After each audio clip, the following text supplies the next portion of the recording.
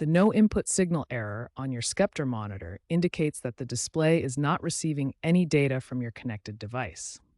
This happens due to communication breakdowns, incorrect input selection, or hardware connection issues.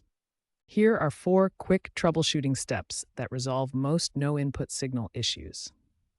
These steps are arranged in order of effectiveness, starting with the most common solutions. Step 1 is power cycling both devices. Turn off your monitor and connected device completely, then wait 30 seconds. This clears any temporary communication errors. Turn the monitor back on first, followed by your device. Step 2 involves checking your cable connections. Loose connections are responsible for 60% of no input signal errors. Check that your HDMI, DisplayPort, or VGA cables are securely connected at both the monitor and device ends. Look for bent pins or physical damage. Gently disconnect and reconnect the cables to ensure proper seating. Step 3 is verifying the correct input source is selected on your monitor. Many users forget this simple but crucial step. Use your monitor's input or source button to cycle through available connection options. Make sure the selected input matches your cable type: HDMI, DisplayPort, VGA, or DVI. Some monitors have multiple HDMI ports, so try each one. The final quick fix is testing with different cables. Cable issues cause the majority of connection problems, and this step often provides immediate resolution. Test with different cables, preferably ones you know work with other devices. Ensure the cable specifications match your resolution and refresh rate requirements.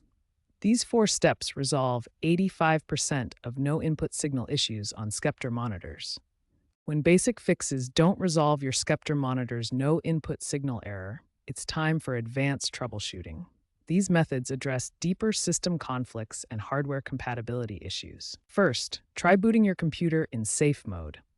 This resets display settings to basic defaults and can resolve resolution or refresh rate conflicts that prevent proper signal detection. Update your graphics and monitor drivers to resolve compatibility conflicts.